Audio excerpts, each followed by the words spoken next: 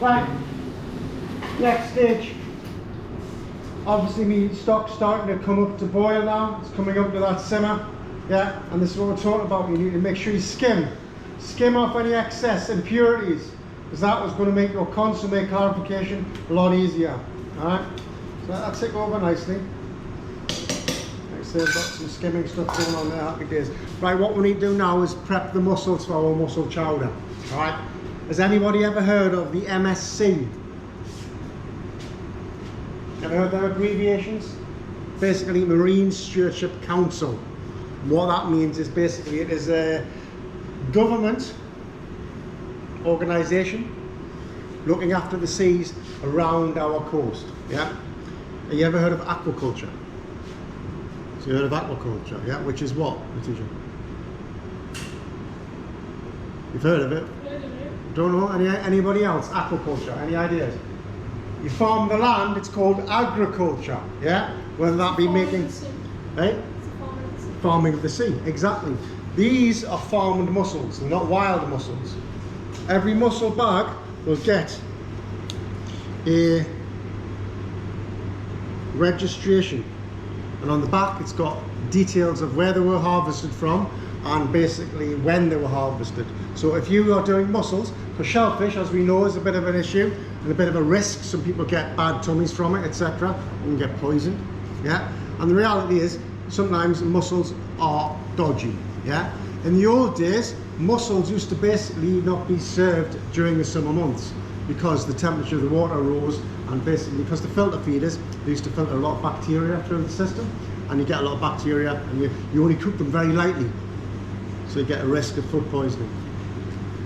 So basically, when you get your mussels, always keep your note of your bags, alright? Because that'll tell you, and if anybody complains about it, oysters, mussels, clams, all of them will have something like that attached to them, yeah? So be wary of that.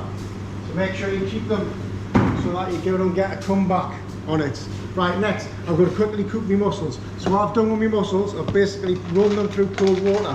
What that should do is basically then seal them back up, because they're a live product, they're a live animal. Obviously, if they are like that, it ain't live, you don't use it, because you don't know how old that is, yeah? And if they aren't closed, that means they're dead. Get rid of them, because again, you could have a risk of poisoning somebody. Alright, so we're going to use that, but the rest are fine. Check that if you need to clean them, you need a quick clean, and that means taking little bits of the old attachments off, a little bit of the mussel beard. So have a little look at them. I've went through these ones already, so I've only got 1 or 2 bits on them. Yeah. These ones are alright. Farmed means normally that they're a lot easier to clean. Right? Whereas the wild ones, because they've been out there in Mother Nature, they've got loads of attachments on them. I don't know if you can see one. You basically get a load of this stuff around the outside, loads of it, and it's a pain in the arse to clean. So basically what we're going to do is do a quick cooking of the mussels to get that mussel liquor to start the soup process later on. So here I've got a bit of shallot, not a lot, I would say about 1/4 of one of your shallots. Just again, a little bit of rough cut, 1 clove of garlic. So, a bit of thyme. Just going to chop that thyme up. So, heavy base pan on the heat, little oil. I don't want to season in any way, shape or form at the moment, because when we make the soup we're going to reduce down, so no salt, pepper, anything like that towards it, yeah? Just oil in there. We don't want to colour it, we just want to sweat ever so slightly. So you sweat that down a little bit. Pass me a large black frying pan from over there, please, Lewis. Thank you.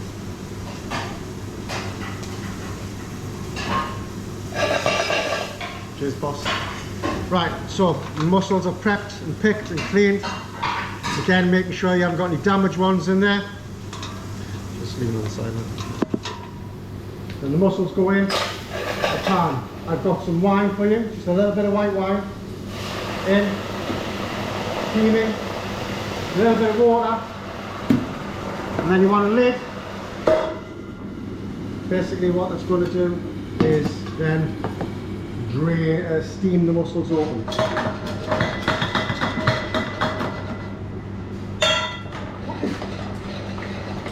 You do want to overcook them because